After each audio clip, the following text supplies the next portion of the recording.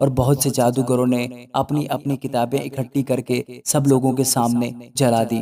اور خداوند کے زندہ اور پاک کلام میں سے اعمال کی کتاب اس کا 19واں باب۔ اور جب اپلوس کرنتھس میں تھا تو ایسا ہوا کہ پولس اوپر کے علاقہ سے گزر کر افسس میں آیا اور کئی شاگردوں کو دیکھ کر ان سے کہا، کیا تم نے ایمان لاتے وقت روح القدس پایا؟ انہوں نے اس سے کہا کہ ہم نے تو سنا بھی نہیں کہ روح القدس نازل ہوا ہے۔ اس نے کہا، پس تم نے کس کا بپتسمہ لیا؟ انہوں نے کہا، یوحنا کا بپتسمہ۔ پولس نے کہا، یوحنا نے لوگوں کو یہ کہہ کر توبہ کا بپتسمہ دیا کہ جو میرے پیچھے آنے والا ہے اس پر یعنی یسوع پر ایمان لانا۔ انہوں نے یہ سن کر خداوند یسوع کے نام کا بپتسمہ لیا۔ جب پولس نے ان پر ہاتھ رکھے تو روح القدس ان پر نازل ہوا اور وہ طرح طرح کی زبانیں بولنے اور نبوت کرنے لگے، اور وہ سب تخمیناً 12 آدمی تھے۔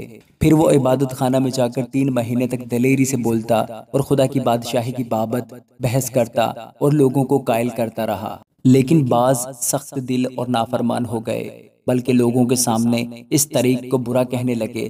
تو اس نے ان سے کنارہ کر کے شاگردوں کو الگ کر لیا اور ہر روز ترنس کے مدرسہ میں بحث کیا کرتا تھا۔ 2 برس تک یہی ہوتا رہا، یہاں تک کہ آسیا کے رہنے والوں، کیا یہودی کیا یونانی، سب نے خداوند کا کلام سنا، اور خدا پولس کے ہاتھوں سے خاص خاص معجزے دکھاتا تھا، یہاں تک کہ رومال اور پٹکے اس کے بدن سے چھوا کر بیماروں پر ڈالے جاتے تھے اور ان کی بیماریاں جاتی رہتی تھیں اور بڑی روحیں ان میں سے نکل جاتی تھیں۔ مگر بعض یہودیوں نے جو جھاڑ پھونک کرتے پھرتے تھے یہ اختیار کیا کہ جن میں بری روحیں ہوں ان پر خداوند یسوع کا نام یہ کہہ کر پھونکیں کہ جس یسوع کی پولس منادی کرتا ہے میں تم کو اس کی قسم دیتا ہوں۔ اور سکوہ یہودی سردار کاہن کے 7 بیٹے ایسا کیا کرتے تھے۔ بری روح نے جواب میں ان سے کہا کہ یسوع کو تو میں جانتی ہوں اور پولس سے بھی واقف ہوں، مگر تم کون ہو؟ اور وہ شخص جس پر بری روح تھی کود کر ان پر جا پڑا اور دونوں پر غالب آ کر ایسی زیادتی کی کہ وہ ننگے اور زخمی ہو کر اس گھر سے نکل بھاگے۔ اور یہ بات افسس کے سب رہنے والے یہودیوں اور یونانیوں کو معلوم ہو گئی، بس سب پر خوف چھا گیا اور خداوند یسوع کے نام کی بزرگی ہوئی۔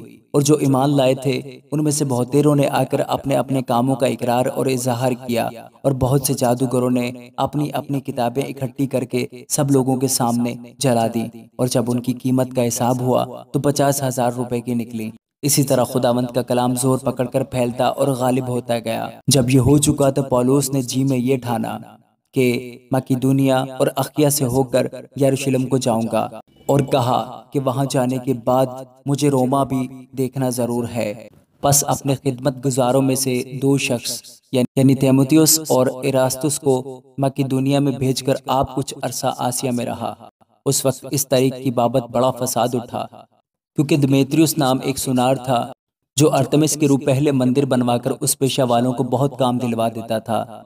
اس نے ان کو اور ان کے متعلق اور پیشہ والوں کو جمع کر کے کہا، اے لوگو، تم جانتے ہو کہ ہماری آسودگی اسی کام کی بدولت ہے، اور تم دیکھتے اور سنتے ہو کہ صرف افسس ہی میں نہیں بلکہ تقریباً تمام آسیا میں اس پولس نے بہت سے لوگوں کو یہ کہہ کر قائل اور گمراہ کر دیا ہے کہ جو ہاتھ کے بنائے ہوئے ہیں وہ خدا نہیں ہیں۔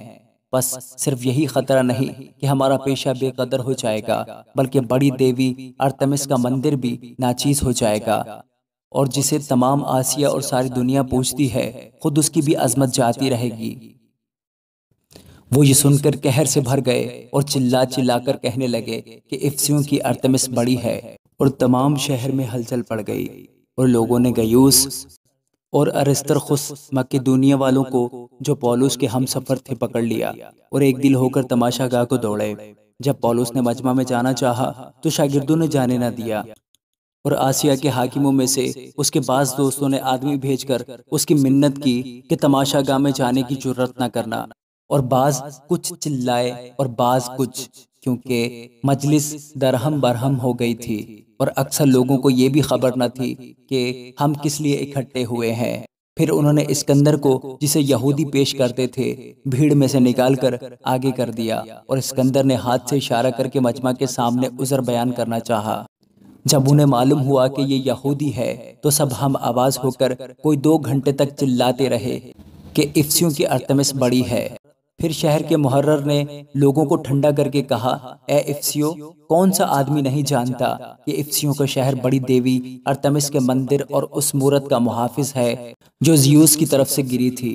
بس جب کوئی ان باتوں کے خلاف نہیں کہہ سکتا تو واجب ہے کہ تم اطمینان سے رہو اور بے سوچے کچھ نہ کہو، کیونکہ یہ لوگ جن کو تم یہاں لائے ہو نہ مندر کو لوٹنے والے ہیں نہ ہماری دیوی کی بدگوئی کرنے والے۔ پس اگر دیمیتریوس اور اس کے ہم پیشہ کسی پر دعویٰ رکھتے ہوں تو عدالت کھلی ہے اور صوبہ دار موجود ہیں، ایک دوسرے پر نالش کریں، اور اگر تم کسی اور امر کی تحقیقات چاہتے ہو تو باضابطہ مجلس میں فیصلہ ہوگا، کیونکہ آج کے بلوے کے سبب سے ہمیں اپنے اوپر نالش ہونے کا اندیشہ ہے، اس لیے کہ اس کی کوئی وجہ نہیں ہے، اور اس صورت میں ہم اس ہنگامہ کی جواب دہی نہ کر سکیں گے۔ یہ کہہ کر اس نے مجلس کو برخاست کیا۔ آمین۔